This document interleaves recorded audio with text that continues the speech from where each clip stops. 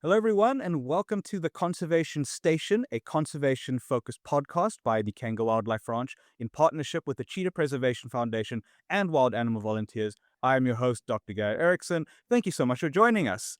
And today's topic is actually very interesting to me. And usually in these podcasts, I like to take the position of the layman.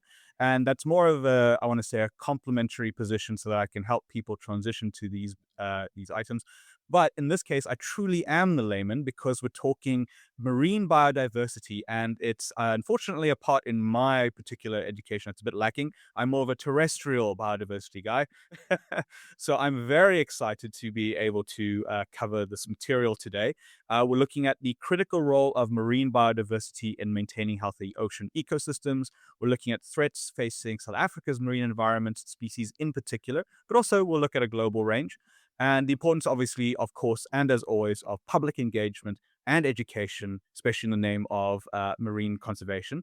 And I have a very special and very dear guest today. We have with us Dr. Judy Mann-Lang from Two Oceans Aquarium. She is the conservation strategist there. Sorry, I have my tongue twistings all over the place today. Um, and you are a dedicated advocate for marine conservation and many other things, and also a longtime family friend. So for me, this is a very special occasion. So according to my notes here, and please correct me if I'm wrong, Judy, so you are renowned for your commitments to marine biodiversity and your work on ocean conservation initiatives. You have over 25 years of experience in marine education, research, and conservation advocacy. You have been instrumental in developing educational programs and public outreach efforts to foster ocean literacy. I love that phrase, ocean literacy. And you have I've put you in a little note. You have a list of achievements and accolades longer than what I could fully describe in the podcast. So, is there? That's just everything summarized in a nutshell. But when I was doing the research, it was a long list. So very very impressive, Judy. Is there Well, anything you can add there? just a hello to you, Garrett. It's such a pleasure to be with you, and a great opportunity to talk to your audience and to bring the ocean to Cango, which I think is time overdue. And yes, it's lovely to be chatting to you. I feel the family connection is strong, so great to be with you. Thank you for the invitation. Wonderful. I will say though, I think the only part of that I didn't like was the idea of the ocean coming to Oatsfin because we are on the other side of a mountain. We're in a Klein Crew area. And if the ocean is coming to us, that means that there has been something catastrophically wrong, very big tsunami. Climate change has finally reached peak. We are now oceanfront property. We're, what are we, about an hour away from the ocean. So that would be quite significant. That being said, I could then finally go and do the swimming I want to every day. Well, I'm going to bring the ocean to you just for this 1 hour. Ah, wonderful. Okay, so brilliant. I used to spend a lot of time in the ocean. I used to be a bodyboarder when I was younger. Used to hang out at Buffy's or Buffalo Bay with my cousins. We used to go surfing and all that there. I had one too many encounters with sharks while I was out there, and decided never to go into the ocean again. I it's funny because I work with crocodiles, work with other animals, and I'm fine with that. But there's something about I love sharks. I think they're beautiful, but I don't want to splash around with them. I think a lot of Um, people share that sentiment, and that's part of our job in really building awareness and understanding of sharks' incredible role in the ecosystem, and how the ones that you maybe encountered in Biffel's Bay are just very few. If we look at all the incredible sharks, most of them are actually smaller than 2 meters, so they're completely harmless. So yeah, special animals, and if you did have some encounters with them at a distance, wow, that's quite a yeah. privilege. Yeah, I've seen great whites from the side of a boat, and they were absolutely stunning. Awe-inspiring is the only phrase I can think. And again, I work with terrestrial animals, right? I love reptiles. I work with snakes and crocodiles and such, and I know the exact same feeling, sensations that in terms of you understand the beauty and the importance of the animals, and then the average person is more like, "Oh no, kill it!" or "Ah, run away," or something like that. And even me, I'm a bit of a arachnophobe. I'm not fond of spiders, but I've made it a point through my life to interact with them wherever I can to kind of still that fear. I haven't fully succeeded, but I've gone so far as to even I pick up jumping spiders now when I used to run a mile, and I've even let someone put a tarantula on me. So I still screamed like a little girl, but I point is I did it. But obviously we can't But do you, exactly the same that, with that with sharks. fear to fascination movement. Exactly, exactly. Which is actually, and we'll get to that. It's one of the reasons I love Two Oceans Aquarium because they have that interactive splash pool where you can touch. I mean, I was there 6 years ago, I think last, but there was I believe, a stingray or a ray of some kind that you could touch there, which I thought was very cool.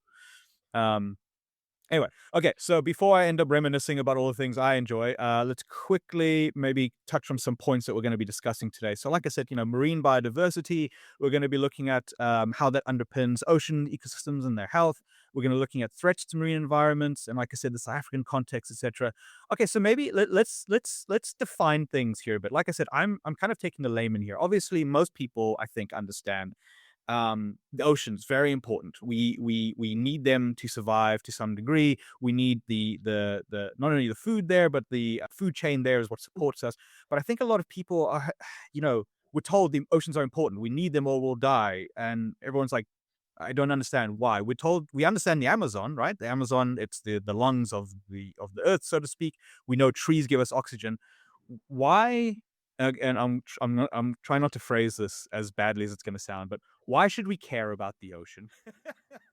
But Brilliant, brilliant question, Garrett.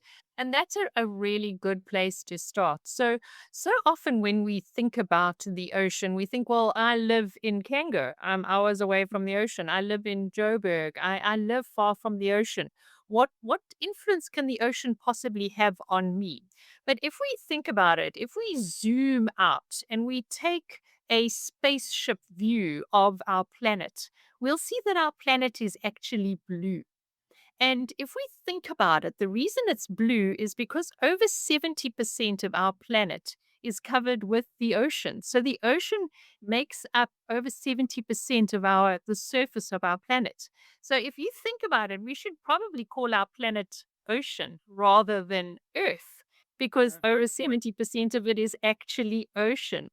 And that ocean is absolutely vital to everything. It runs our planet in a way that we're only really starting to understand. So let's take something as simple as breathing, which is something we all need. Thinking about it now, you said that the Amazon is the lungs. Yes, indeed. The trees around our planet and in forests are incredibly important for providing us with oxygen. But the other absolutely vital source of oxygen is the ocean. Living in the ocean are lots and lots, millions and trillions and billions of tiny, tiny little plants called phytoplankton. And they're photosynthesizing and producing oxygen. So if we think about it, almost every second or third breath we take, we should say thank you to the ocean just for that simple fact that we're actually getting oxygen from the ocean. So that's one really good reason to take care of the ocean because we like Yeah. to breathe. Yes, I The love second breathing. thing, not breathing, yes, it's good for us. The second thing is if you think of that enormous body of water, it helps to regulate our climate.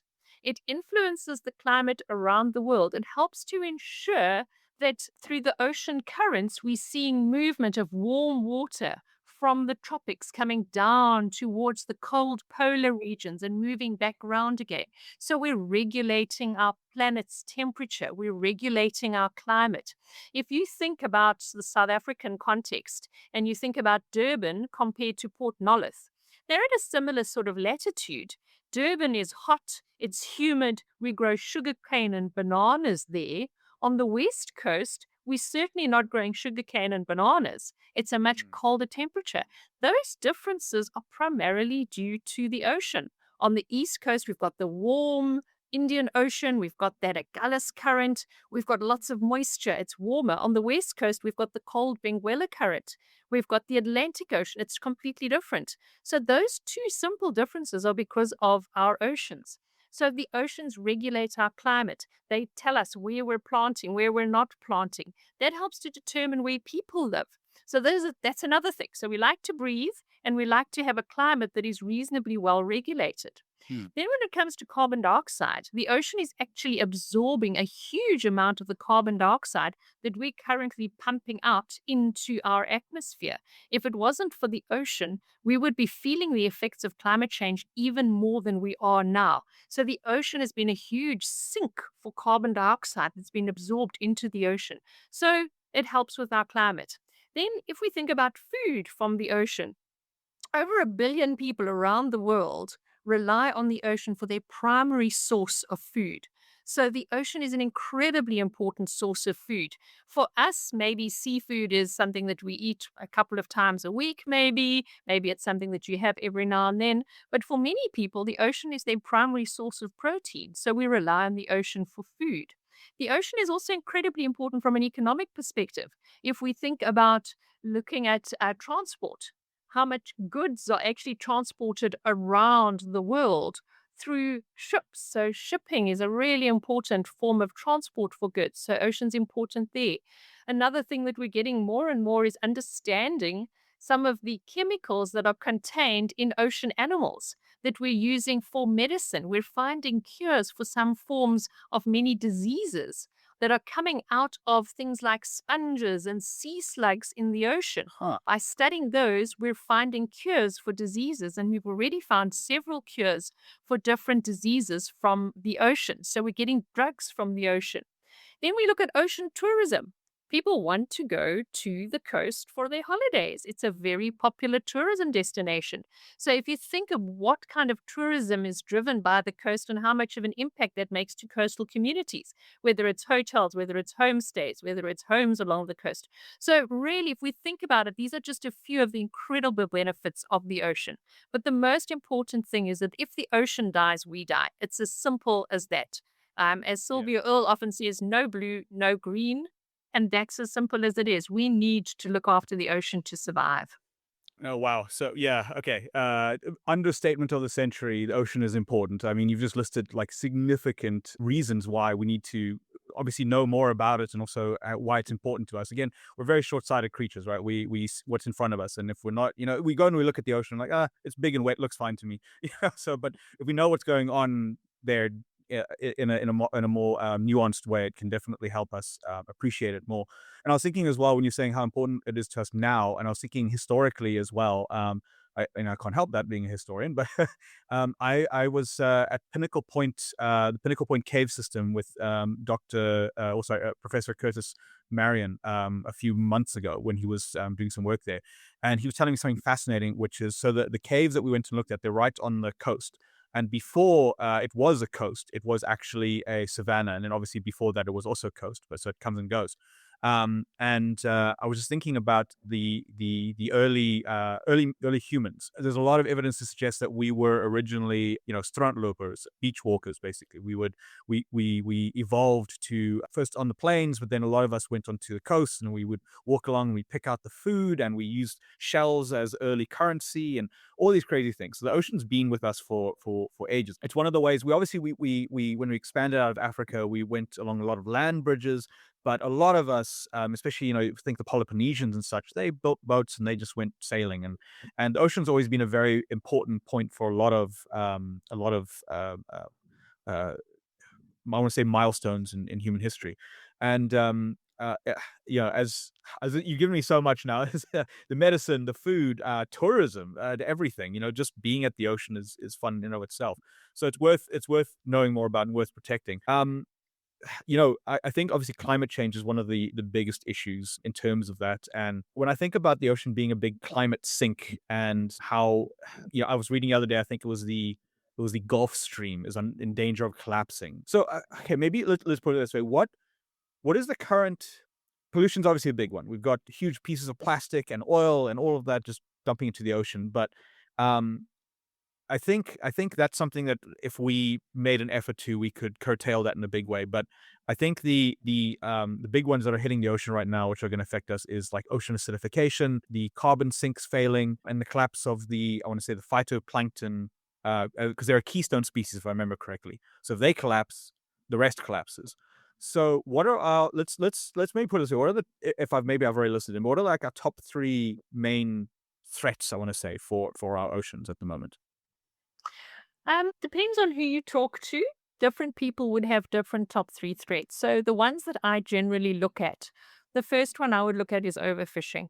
Unfortunately, we are just taking more out of the ocean than the ocean can sustain. So, overfishing is certainly a big driver in terms of impact on the ocean, impact on marine biodiversity, and then impact on humans' ability to feed themselves. So I think that the overfishing is certainly one. Linked to that are subsidies. So in many industrial fisheries are actually subsidized. If we didn't Right. subsidize those fisheries, they would not be economically viable. So overfishing linked to subsidies is certainly a big one. Climate change, obviously, another very, very big one, linked to both changes in sea level that we're seeing. It's linked to ocean acidification. And what happens there is if you think all that carbon dioxide that is being absorbed into the ocean, it's almost like making soda water. And that if you tested soda water, you would see it's slightly acidic. So we're making the oceans more acidic. And that, unfortunately, is breaking down the shells of many of the little animals in the ocean that have shells made of calcium carbonate. So if you put a shell into some Coke, you'll actually see it slowly starting to disintegrate because of the acidity. And that's what we're doing with the oceans. The increase in acidity is decreasing the ability of these animals to create their shells. So we're seeing ocean acidification and the impact of that on marine biodiversity. Pollution is another important thing that we need to think about. So the amount of pollution that's gone into the ocean over the last probably the last 50 years is absolutely phenomenal. And it was one of those cases where we thought the solution to pollution was just to put it away. So we could dump whatever we liked in the ocean, be it chemical pollution, be it eutrophication from coming wash off from farmlands, agriculture, be it plastic pollution. So all of these things are hitting tipping points. The ocean has absorbed it and it's absorbed it and absorbed it. But now we're hitting those tipping points where the ocean is saying no more. We can't take anymore. We're seeing plastic coming up in fish. We're seeing it coming up in the fish that we're eating. So it's starting to impact us. So we're getting these feedback loops. So those would be probably the top ones. Habitat destruction is another one in certain areas. We're starting to see habitat destruction. And then we're seeing looming threats of oil and gas mining. So deep sea mining is an incredible looming threat that the ocean is facing. So these are just some of the areas that we could look at when we think of the primary threats facing the ocean. And the interesting thing is, if we look at those, we can change. It's not too late to make the changes that are necessary to protect our ocean. Okay, so yeah, I think this might be a fairly controversial opinion for some people, but I saw that when during the COVID-19 lockdown globally, and we had that the time when we all had to pull back and slow down, and I got to see that globally the machine, I want to say the mechanism that pushes all this commodification, this wastefulness, this resource hounding, slowed down significantly, if not outright stopped in many places. And I saw people going back to basics, realizing they didn't need as many things as we thought we need. There's, it's not as simple as, oh, let's just stop doing it. Plastic we need for, let's say, medical reasons, right? It's the one of the few things that is very useful in the medical field. There's a lot of reasons for it that life-saving reasons. We use the cobalts and the magnesiums and the golds and all of the irons and ores that we mine for things like this podcast and our phone and various other things. So there are a lot of parts of the mechanism that we kind of do need. At the same time, there are ways that we can choose to improve our interaction with the world in that way. And I've been saying it, I should have studied economics. In every single episode so far, all I've spoken about is that the way to encourage these changes is simple economics. If people stop buying X or stop spending money on Y, it will change things. It's why solar panels and such are becoming so cheap. Because everyone wants them. So the market has increased. So many companies, Exxon Mobil, they are reducing if I remember correctly, they're reducing their investment in oil and going more into solar and renewables because that's where the market is shifting. So similar kind of thing. I think in some ways, I'm very much against the commodification of the natural world. At the same time, I think that one of the only ways we'll have the ocean protected is if we show its value, whether that is the monetary value, the intrinsic value. I'm a believer that things have value regardless of what we put on them. They have the intrinsic value. The ocean's valuable because it's valuable, because not because I need it to breathe or whichever. It's valuable in and of itself. I shouldn't have to, it doesn't exist because of me, regardless of what I think of it. Um, so in the same way, we see the ocean as just another exploitable resource, and all of its resources inside. We don't take into account again our actions, and we're very short sighted as a species. Now, we've got the Gulf Stream about to collapse, and we've got a coral die off. And the thing that's scaring me the most is the jellyfish blooms. I'm terrified of jellyfish. I think they're I think they're very cool and beautiful, but I would never, ever, ever, ever want to swim with them. They creep me out, and I just seeing them explode like that is just, I don't know why, but like almost instinctually I'm feeling that only happens. The same way if you go to a pond and you see it thick with algae, you know that pond is unhealthy. Same kind of thing. If it's just thick with jellyfish, something is not going right. And of course, jellyfish blooms are a natural part of a cycle, but not the way that they're happening. Things are out of kilter. Um, okay, but sorry, you were saying? No, I was going to say what you're talking about really are the indicators. Yeah. And because the ocean is covered with this blue layer of water, we call it the blue blanket. The ocean is covered by this blue blanket, and we can't see what's happening under the water. And that's what makes it so difficult Mm, to both understand what's happening and then to persuade people that there is a problem. If you think about a terrestrial species, so let's take maybe rhinos, for example. Rhinos are large. You can see them. You can generally count them. When there's a problem with a rhino population, as we have experienced, people can see it. People can see what's happening, and it hits them emotionally. And often that emotional connection is what does help to drive some action. Now, with the ocean, it's completely covered with water. So we can't see what's happening. If we tell you that 90% of the world's predatory fish, those big marlin, the big tunas, the big sharks, are gone. They've been removed from the ocean. They have been overfished. It sounds scary, but we don't know what it looks like because mm. because We don't. we can't see it. Yeah. That's one of the biggest challenges is that the problems that are happening in the ocean are out of sight and out of mind. Mm, And our role in marine conservation and in marine communication is really to roll back that blue blanket and to tell people what's happening, to expose them to it, and to touch their hearts as much as we want to touch their minds. And that's where I see the role of aquariums so important, is that we have the opportunity in those aquariums to roll back that blue blanket and to show people the animals that live in the ocean. So when we think about fish, in the aquarium, you can actually see the fish. You can look it in the eye. You can see it as an animal. Because when we think about fish, we think about a fillet or we think about a fish stock. We don't mm, think about individual animals. And that's what we can do in the aquarium. We can connect people to those animals. We can touch people's hearts with the incredible biodiversity of a coral reef.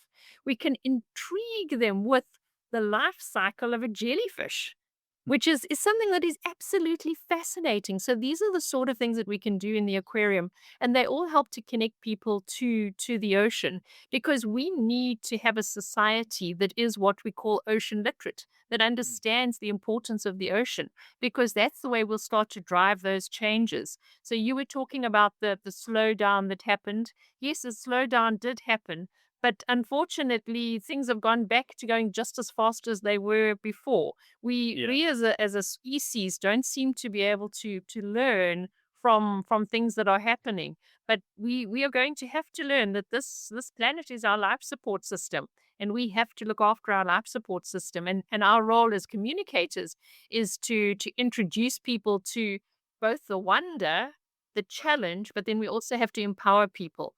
We can't just say there's a problem. We have to give people solutions. No, I agree. And, you're saying there, history repeats itself. This kind of thing has played out on smaller scales, many parts of the world. Just now, unfortunately, it's escalated because we are now a planet-spanning species. It is now the entire planet. And if we ever want to go to the stars, we need to figure this out. We can't hop from planet to planet and leave, chaos in our wake each time. We've got to be able to live in a more harmonious manner. And I think, I loved everything you were saying there. And I was thinking earlier, because the danger with a podcast like this is you can become too negative. You can make it all about these are the threats and this is what's going wrong and this is why everything. But what I'm trying really to emphasize is yes, there are threats and there are problems. But the reason why people like you and I are in this and people who are listening to this are interested is because we recognize the beauty and the importance and the joy of the natural world and that we're not separate from it. And in some cases, people feel that disconnect. They want to get back to it. And something as little as this might make them feel a bit better. But then going to an aquarium or going to, it's again, it is a controversial thing, but in some cases they do ambassador animal programs. You get to encounter an animal and you get to see its eyes and touch it, and whether it's rubbing its stingray skin or touching the fur of an animal of some kind. It's just having that tactile encounter, I think, helps a lot. Obviously, ocean has a lot of dangerous animals as well, so you can't just go and touch everything. But I remember when I went scuba diving for the first time, and I got to just see things from under, not from the boat or from an aquarium was great as well, but being able to encounter it directly was just amazing. And then I got to go to an aquarium as well, where they had one of those big domes that you can kind of walk through, and it's above you, and it's just when you get hit with that awe, and you take the time, you don't just it's a fun little day out. You really like ingest it. I want to say you absorb it. It's a different feeling, and it makes you then realize how impactful the rest of the world's systems are on you and your life. Just outside of the beauty, you've got to realize that all that goes, as you said, then we go. And it's all just about educating. I found that history repeats itself, but at the same time, the more people are educated, the more they'll make the right decisions. And we are now in a position globally where we can share information at an unprecedented level. We can help educate people en masse, which is something we could never do before. And even though we're facing disinformation campaigns and fascism on the rise and all of this, we can make differences little by little. We're very used to hearing negative on the news, but when we talk to people, especially like people like you, what you're doing, and we hear more about what you're doing and how it's going, I think there's reason for hope. It's not just everyone lying around and waiting for the apocalypse. Not everyone's just dumping plastic everywhere. There are people trying to make a change. There are people getting involved. And again, one of the reasons for this podcast is I want people to feel that hope, hear what they can do, and go do something about it. Whether that's just volunteering, even just listening to the podcast, educating yourself and go, oh, okay, I will no longer eat this tuna, which is from this unscrupulous company. A little habit change, things like that. Yes. That I think that there were a few things that you've said that we need to touch on. So one of the things that we love doing is taking children or adults onto the rocky shores, because that's where they have the opportunity at a low spring tide to really encounter those incredible strange animals like starfish, like sea urchins, like anemones, little tiny fish, nudibranchs, which are different types of sea slugs, sponges, crabs. There's such incredible diversity on those rocky shores. And just having the opportunity to explore them, experience them, feel them, we're creating that sense of wonder. And I think that another thing that we often don't give the ocean enough credit for is it's actually often a spiritual place. It's a place that we go to regenerate our souls and to calm our minds. We live such hectic, scary, stressful lives. The ocean is often a place for peace and regeneration. So when we're exploring the ocean, we're feeling the ocean, we're feeling that calmness, also some of that excitement. But I'm glad you brought up that opportunity just to reflect. I've done quite a lot of research at the aquariums I've worked at, trying to understand how we can inspire more care for the ocean through our education programs, through our aquariums. And one of the things that pops up quite often is the opportunity to reflect and to just be quiet and still. And so often when we're trying to educate people in the traditional way, we talk a lot. We don't just We make a lot of noise. quiet, yes, and let people just think and reflect, because that's often one of the biggest predictors of learning that we found. And now I'm going to come to that concept of education. So I started my career as a scientist, and then I moved from science into education. And my first role was the education officer at the aquarium in Durban. And I really, really felt so passionate about education, and I still do. I still think it's absolutely essential. But where my thinking has changed on education is that to begin with, my education was focused almost entirely on thinking stuff, on learning facts. I felt very strongly that if people only understood how amazing these fish were, if people only understood how incredible the ocean was, people would naturally want to look after it better. But research around the world has shown us that knowledge doesn't necessarily change behavior, because changing behavior is really, really hard. And we don't change behavior just based on knowledge. We change behavior based on all sorts of different things. Knowledge is certainly one component. Another component is that emotional connection. Sometimes people will see something that'll affect them emotionally, and that will change their behavior instantly. But then we've also got to look at the systems that are out there. How can we change the systems to make behavior change possible? We say we want people to recycle. It's not easy to recycle. So we also have to look at that system change level. So while at our aquariums and that can go places like that, we want to influence individuals' hearts. We want to touch their minds. We want them to learn something. We want to inspire them to change behavior. We also have to look at the bigger picture. We have to look at how can we actually make those behaviors once they get home easy. And I'm looking now at something like sustainable seafood. How can we make it easy for people to choose the right seafood? Because that's a critical factor that's driving overfishing and sustainable harvesting. So there are several programs that we know in South Africa: the Sustainable Seafood Program, the Abelobi Program, which supports small scale fishers, the MSC, Marine Stewardship Council. So there are tools that we can give people to help them make the right decisions. But we need to give people those tools. We can't just say overfishing is a serious problem and leave it at that. We've got to help Yeah. people to make those decisions, and we've got to put systems in place to help those behaviors become something that people do. Because otherwise people leave us, they're all inspired, they really want to do something. They get home and they go, "Oh my goodness, I haven't got enough bins for my recycling, or where am I going Yeah. to take it?" So those system changes are also quite important for us to look into. Mm. I think a lot of people are overwhelmed. There's too many things to do. There, I have to recycle. I have to make sure I don't, buy from the wrong seller. I have to make sure that the food, or the items aren't animal tested. I have to make sure I'm not getting too much plastic. I've started cutting my tea bags and putting my tea into a stainless steel container so I can avoid microplastics. And it does. It gets overwhelming. You just want to kind of. Sometimes I just want to eat a pack of chips and not think about it. But then you go, oh, now I've got this empty pack of chips. Does it go in the recycling? Is it recyclable? Um, in the same way you get overwhelmed with all this information.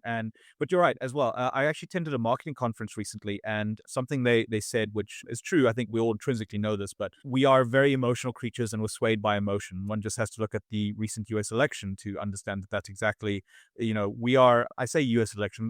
I don't think there's an election out there that doesn't have a strong emotional component to it. And in the same way, I think you're right. We need to form those emotional connections, but under I want to say an educational umbrella, an educational foundation that is solid, so that when they're forming the connection, it's the correct connection, it's the right connection, it's the productive and responsible connection, and it's the one that they can learn as a habit.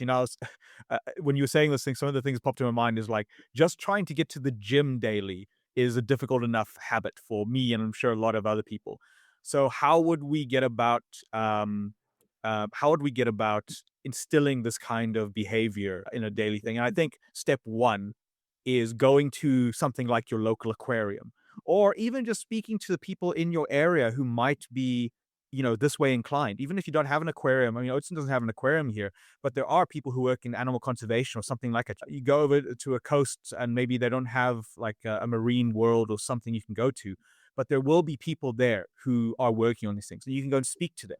Or you go and hang out with your local divers or even your local surfers. They have strong connections, very emotional connections with the thing, and you can enforce that, as you said, like almost spirituality, where you create those connections with these spaces. I mean, it's even something as basic as we have favorite cereals, and we form an emotional connection with the mascot. You really like the monkey or the bear or the toucan that's on the Fruit Loops bowl, and you'll buy that one over and over because it reminds you, I don't know, of your childhood or something like that.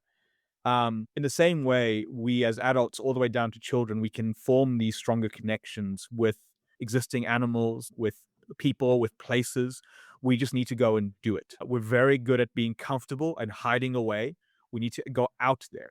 The more I'm saying that the more I see people out there and interacting and learning, and I think globally our society is very isolationist. We're very good at keeping ourselves at home, entertained, for given value of entertainment and away from the world as it's progressing around us.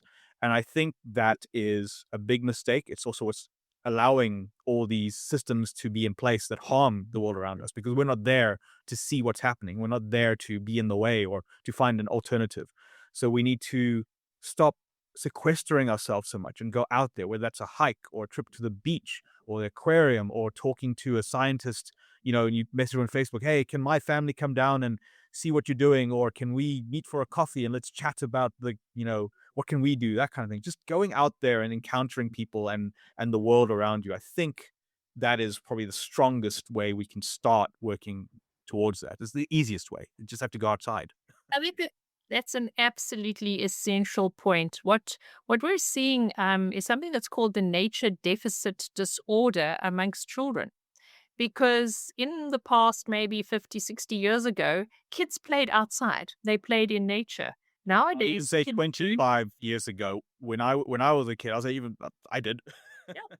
We grew up playing outside, and nowadays kids don't play outside. And they're Mm, starting to actually diagnose something called nature deficit disorder and how it affects young people. So, as parents, we have an incredible power to actually help our children.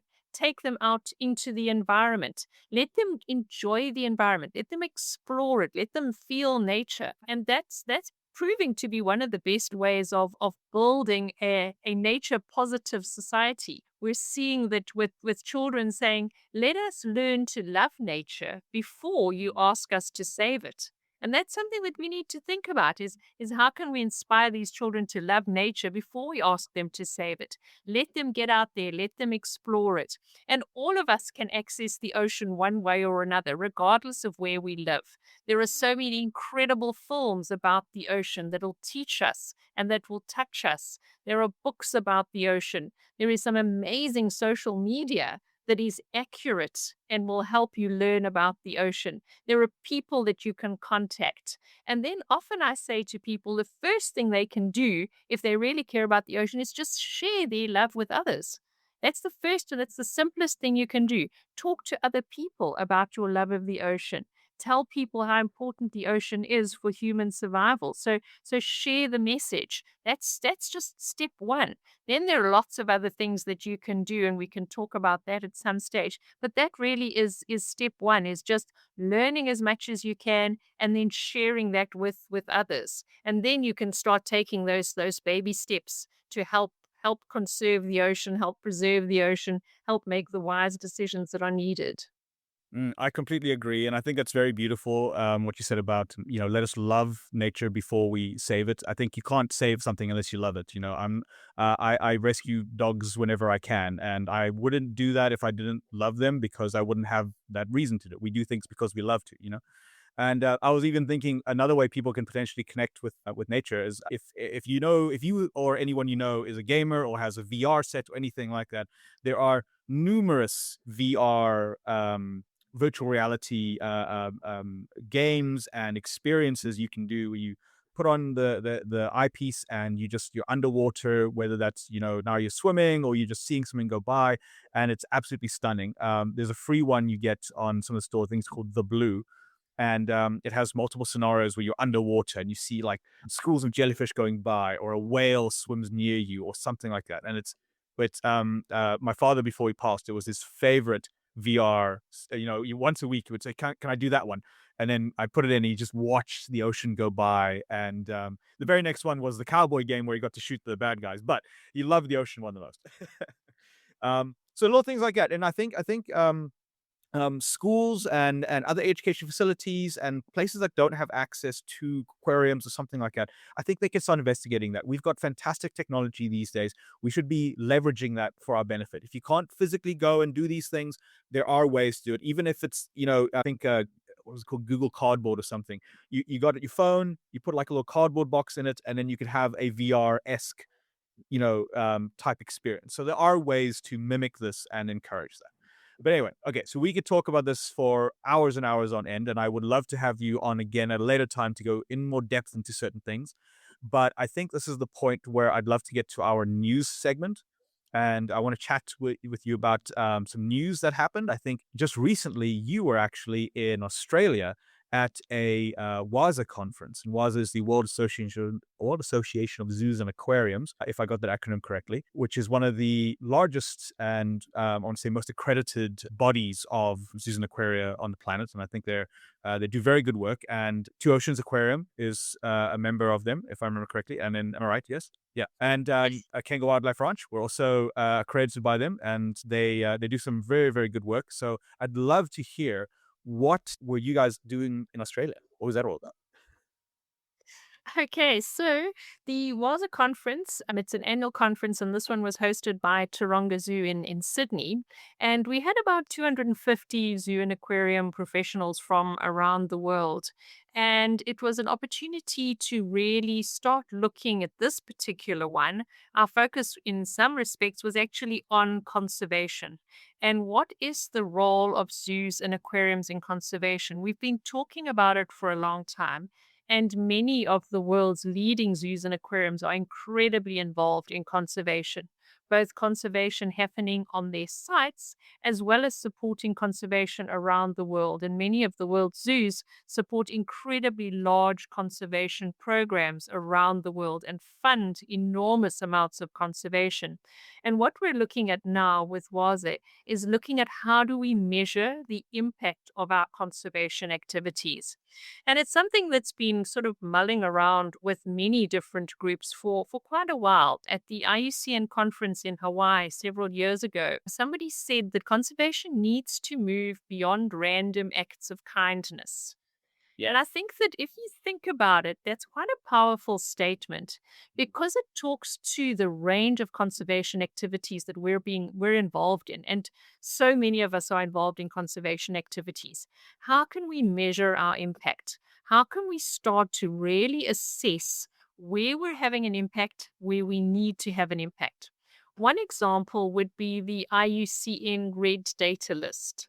So the IUCN, the International Union for Conservation of Nature and Natural Resources, the IUCN is really the sort of the overall body that looks at conservation. And they have something called a red data list, where scientists look at a species, look at the state of that species, how many there are, what's happening to that population or those populations, and then they will give it a rating. Either it's least concern, or it's vulnerable, or it's endangered, or it's critically endangered, depending on what's happening to that particular species. Mm. So that's one indication of what's happening. That's one measure of conservation activities. We can do a similar sort of thing for ecosystems. But really, the new WAZA goal is to look at how can we measure our conservation impact in zoos and aquariums around the world? What does impactful conservation really mean on the ground? And I think that this is going to have many ramifications. And we're working together with a group called Reverse the Red, which is looking at taking species in the right direction on that red list I'm talking about, which means going from critically endangered to endangered, which is a better category, taking it back to maybe vulnerable, which means that there are more and more of those particular species around. So the IUCN's Red List is a really powerful tool to help us measure the effect of our conservation action. And we're going to look for other tools like that that will help us to work out how effective is our education work, how effective is our habitat restoration work, how effective is our conservation efforts with bigger ecosystems. So we're going to be looking quite broadly at how can we really measure the impact of our conservation efforts, and then ensuring that all of us around the world are taking part in these conservation actions and are having a maximum benefit to conservation and to nature. Something that I also want to bring up here is so often when we talk about conservation, we talk about it being for nature. So when we talk about looking after the marine environment, we talk about it for marine biodiversity, for species, etc., in the ocean. But I think that when we talk conservation now, we really need to talk about conservation for people and for nature. Because ultimately, if we care for nature, we have to care for people. And that's, I think, often now what my focus is less on the biological research, but really on understanding people, because people are the challenge facing conservation, but they're also our only solution. So understanding people and working more effectively with people is so critical to conservation. And around the world, conservationists are realizing this. So they've realized that as much as they want to do work with their particular beetle or their butterfly, in actual fact, the solutions are often lying with the communities that are impacting on that beetle or that butterfly or that particular ecosystem.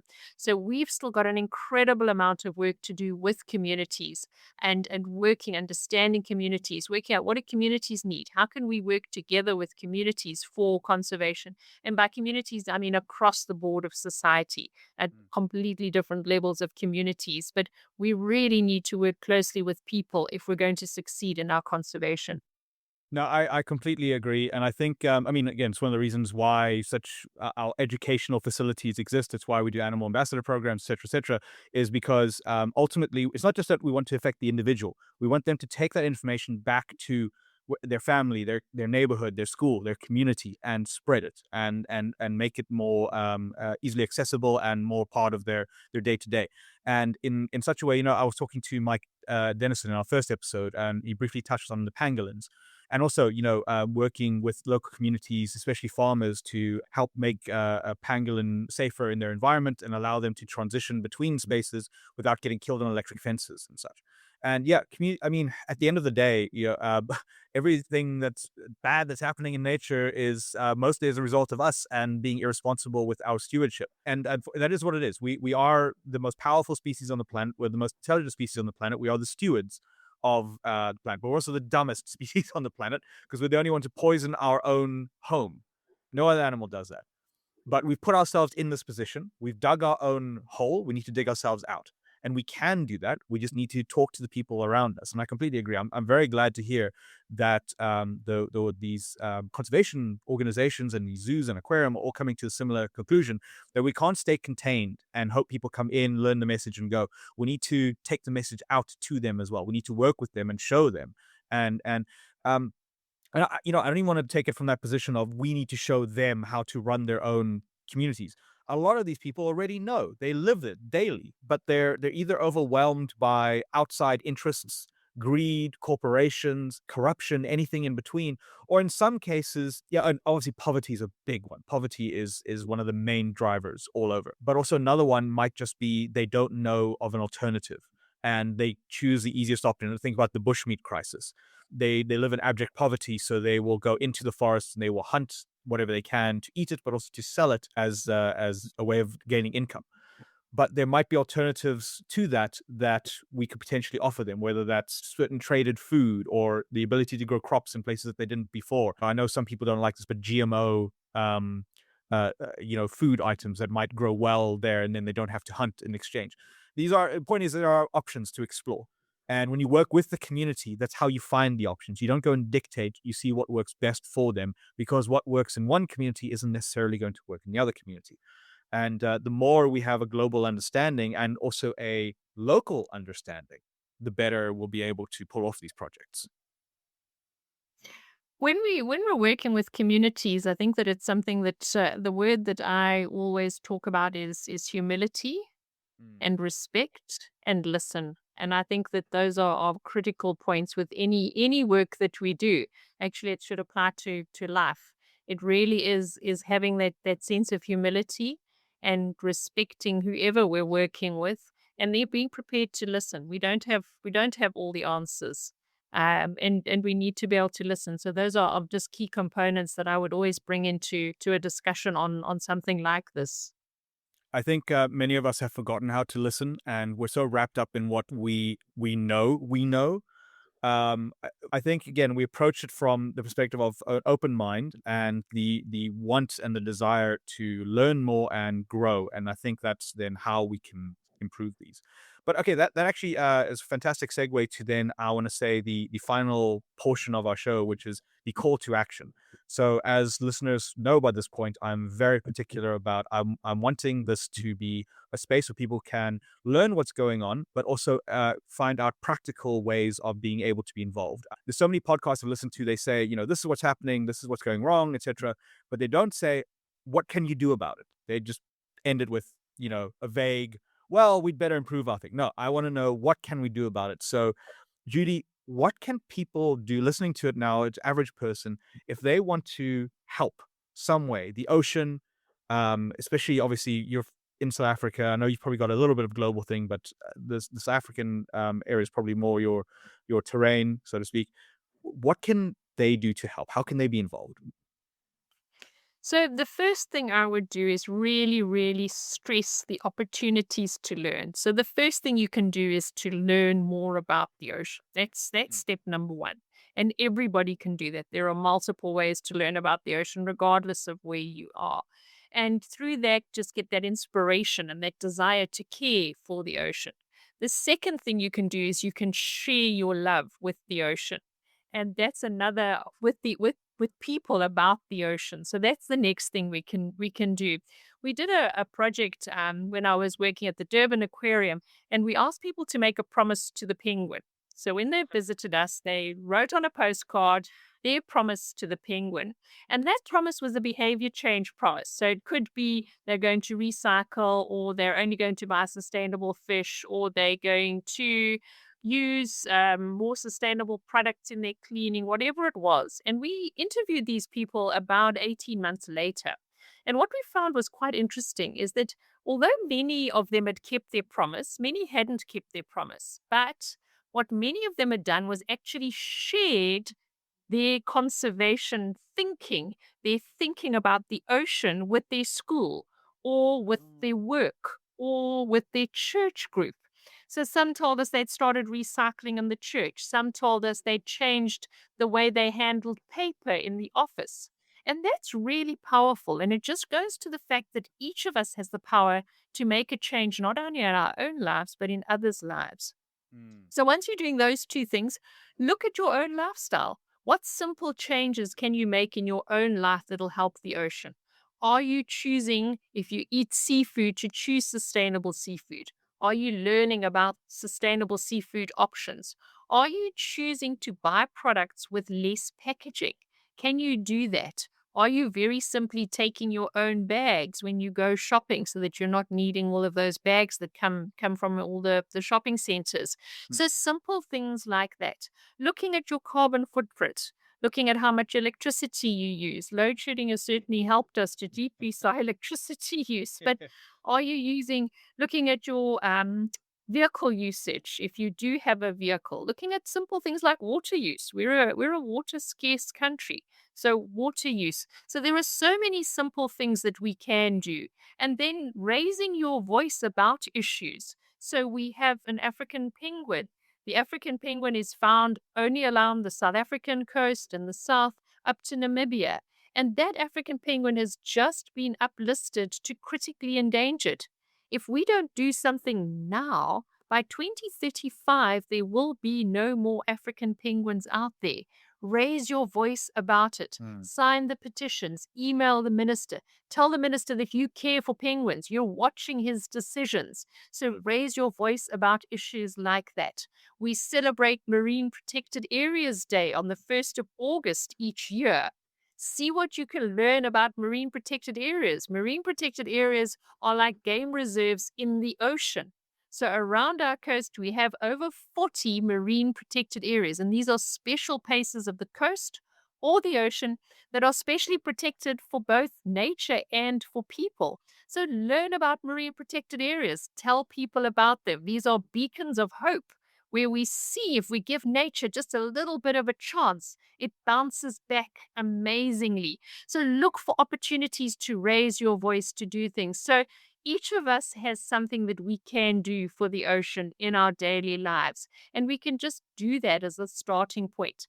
Contact the aquarium website, have a look, see what opportunities are there. We're always telling people what they can do about the ocean on our website. So go onto the Two Oceans Aquarium website, go onto the SAMBRA website, which is the South African Association for Marine Biological Research. That website also has lots of ideas of what you can do, how you can learn more about the ocean. So there are plenty of ways to learn for our social media. There's lots of social media opportunities. There's lots of things that people can do, even if you live in Oudtshoorn or in Pretoria. Mm. And I would say even additional to that is that there are a lot of local groups in your area. If you just look on your Facebook, you look on social media, who are busy doing these kinds of things, and you can directly go and involve yourself with them, or start your own group in your school, in your community, whichever. Especially if it's a coastal community, there will be so many people who would jump at a chance to not only learn more about the ocean but be involved in keeping it pristine in your area. I'm sure. But wonderful, Judy. That's But I think. community, that sense of community is also really, really powerful. So find people who think the same way you do, work with them, talk to them, and support each other. Because Mm. those of us that are interested in the environment and care about nature often feel like we're alone. It's a tough place. Yeah. So find people who can support you and who can inspire you and to keep you going, because we need to keep each other going. We can't lose hope. We need to keep going. So find people who think the same way you do, talk to them, reach out, share your stories, and let's keep each other motivated. No, completely. I agree. Community, it's the one way that we can make a change is if we come together and make that change. I completely agree. Judy, fantastic. I think this has been an absolute wonderful podcast. I've really enjoyed it. There's one thing that we like to ask our guests right at the end, which I'd love to hear from you as well. We call it the animal spotlight. So I'd love to ask you if there's an animal or a species that is very important to you. It can be an individual animal, it can be a type of animal, it can be a certain species, whichever. Something that you would love to highlight for our audience. What is your highlight? So I would say that if I had to think of an animal that means the most to me, it would be a fish called the 74. Now, this is a fish that's found only along the South African coast. It's endemic to our coastline. It's not found anywhere else in the world. And this fish was at one time in the 1950s and 60s, it was the most important fish caught in the line fishery, which is fish caught by hook and line, off boats off the east coast of South Africa. But this fish has what's called a spawning migration, which means they all come together in certain areas at certain times of year to reproduce. And the fishermen knew this. So they caught tons and tons and tons and tons of this particular fish until it got to the point where it was basically commercially extinct. Mm. So you couldn't catch any more of them. It wasn't economically viable. But then, about 20 years ago, the scientists knew this, and they were able to persuade the government to put into place a moratorium, which said that fishermen may not catch this fish anymore. You could not catch a fish. It was on the blacklist. There was no catching of this fish. And over this time period, since that moratorium, we have seen this fish recover. And it is, for me, an incredible story of hope. The number of fish that they're starting to see now on our reefs is amazing. We can see them on our baited remote underwater cameras. You're starting to see these fish. So for me, the 74 is a story of hope. It tells me that no matter how bad the situation might be, if we can make the right decisions, if we're brave enough to take those decisions and implement them, we can actually bring species like that back from the brink. So it's a story of hope. And that's why I will never give up on the ocean, because there is always something we can do. You know what? If that's not a call to action, I don't know what is. And I would love to have a mascot for the oceans. It's called the 74. Why does it have that name, the 74? It's a very unusual name. They think that it must have been named after the 74 gunships because of the shape and the coloration on it. It's a beautiful, beautiful fish, but that's where they think the name might have come from. Oh, well, I'm definitely going to put a picture of it in the show notes. So everything that we've discussed is always in the show notes, including a transcript and whatnot. So, Judy, in terms of any contact, email address or website or anything, any you would like to share with the audience? The easiest is the aquarium website. You could go onto the aquarium website, and if you really wanted to contact me, my email address is judy@aquariumfoundation.org.za. So it's very easy. Fantastic. Okay, I'll put those all into the show notes. And as always, our email address is podcast@cango.co.za. That's CANGO. And otherwise, you can find us on www.conservationstation.co.za. All the show notes will be there, as well as our podcast, so you can always catch it there. And yeah, Judy, fantastic. Thank you so much. I really enjoyed this. I think we've gone well over our time, but it was definitely worth it. And I would love to have you on again in the future. So thank you. And thank you for being out there and fighting for our oceans. I feel a lot better. I feel a lot more, not only emotionally connected, but intellectually charged. And I feel like I can go now and read a bit more and try and raise my ocean knowledge to the same as my terrestrial knowledge and try and get a bit of a balance. Thank you But I so much, appreciate Garrett. Thank you for the opportunity. No, of course, anytime. And yes, good luck with the rest of your work. And I'll be looking forward to seeing what we can chat about next time.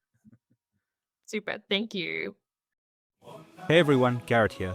Thanks for tuning in to the Conservation Station podcast. We loved putting this episode together, and we hope you found it as exciting and insightful as we did.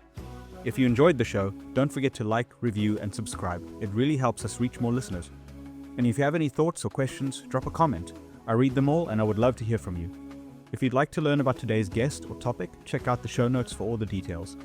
For more conservation stories and updates, visit our website at www.conservationstation.co.za. You can also get in touch with us directly by emailing podcast@cango.co.za. That's CANGO.co.za. We're proud to support conservation initiatives like the Cango Wildlife Ranch, the Cheetah Preservation Foundation, and wild animal volunteers. If you'd like to learn more about them or get involved, please visit www.cangowildlife.com. That's CANGO wildlife.com.